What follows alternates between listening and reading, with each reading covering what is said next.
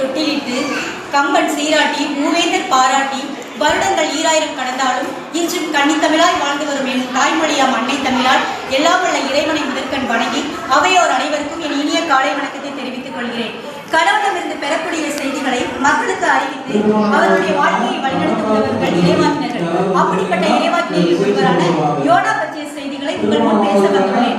YONO என்ற பெயருக்கு புறா என்ற பொருள்.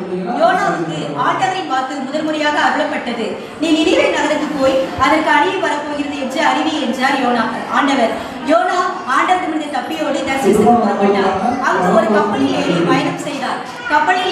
கடலில் பெரும் கொந்தளிப்பு ஆண்டவர் உண்டாக செய்தார். பெரும் காற்று வீசியது. கடலில் இருந்தவர்கள் இந்த தீங்கு யாரால் உண்டாயது என்று ஒருவரோடு ஒருவர் சீட்டு குலுக்கி பார்ப்போம் என்று ஒருவரோடு ஒருவர் பேசிக் கொண்டார்கள். அது யோனாவின் பெயருக்கு விழுந்தது. மீண்டும் கடலில் கொந்தளிப்பு உண்டாகியது. யோனா கடலில் இருந்தவர்களிடம், என்னை தூக்கி கடலில் எரிந்து விடுங்கள், நான் வெளியே விழுந்து விடுவேன், கொந்தளிப்பு அடங்கிவிடும் என்று சொன்னார். உடனே அவர்களும் யோனாவை தூக்கி வெளியே எறிந்தார்கள். கொந்தளிப்பு அடங்கியது. மீண்டும் ஒரு பெரிய மீன் வந்து யோனாவை விழுங்கியது. ஆண்டவர் ஏற்பாடு செய்தபடியே ஒரு பெரிய மீன் வந்து யோனாவை விழுங்கியது. யோனா 3 நாள் அள்ளும் பகலும் மீனின் வயிற்றில் இருந்தார். யோனா ஆண்டவரிடம் மன்றாடினார். ஆண்டவர் அவருடைய மன்றாட்டை கேட்டு மீனுக்கு கட்டளையிட அது வாயிலிருந்து அவரை கட்டியது. 2ஆம் முறையாக யோனாவுக்கு மீண்டும் ஆண்டவரின் வாக்கு அருளப்பட்டது. நீ நினிவே நகருக்கு போய் இன்னும் 40 நாளில் நினிவே அழியப் போகிறது என்று அறிவி என்றார். அவ்வாறே அவரும் அறிவித்தார். நினிவே நகர மக்கள் நோன்பிருந்து சாக்கு உடை உடுத்திக் கொண்டார்கள். கடவுள் அவர்கள் செய்தது அனைத்தையும் பார்த்தார். அவர்களுக்கு கொடுக்கவிருந்த தண்டனையை மாற்றி இறைவனும் தன்னுடைய மனதை மாற்றிக்கொண்டார்.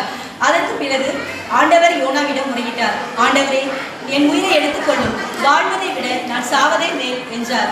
ஆண்டவர், நீ சினம் கொள்வது முறையா என்று கேட்டார். உடனே யோவா நகரை விட்டு வெளியேறினார். நகரை விட்டு வெளியேறி அங்கு ஒரு ஆமணக்கு செடி அருகில் அமர்ந்தார். அது தலைக்கு மேல் நிழலை தந்து அவருடைய மனசோர்வை நீக்கியது. பிறகு யோனா ஆண்டவரிடம் முறையிட்டார்.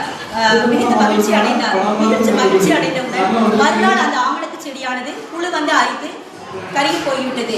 ஆண்டவர் யோனாவிடம், ஓரிரவில் முளைத்து மறுஇரவில் முளைத்த இந்த ஆமணக்கு செடிக்கு நீ இவ்வளவு இரக்கம் காட்டுகிறாயே, இதை நினைத்து மிகுந்த வேதனைப்படுகிறாயே. நினிவே மாநகரில் 120,000 மக்கள் இருக்கிறார்கள், அவர்களுக்கு நான் இரக்கம் காட்டாமல் இருப்பேனா என்று சொல்லி ஆண்டவரும் அவர்களுக்கு இரக்கம் காட்டினார். நினிவே நகர மக்கள் மிகுந்த மகிழ்ச்சி அடைந்தனர். நாம் நினிவே நகருக்கு காட்டிய இறைவன் நமக்கும் கண்டிப்பாக இரக்கம் காட்டுவார் என்ற நம்பிக்கையோடு வாழ்வோம். விசுவாசம் நிறைந்த பயணத்தை மேற்கொள்வோம். எனக்கு இந்த நல்ல ஒரு வாய்ப்பை அளித்த உங்கள் அனைவரையும் நன்றி பாராட்டி விடைபெறுகிறேன்.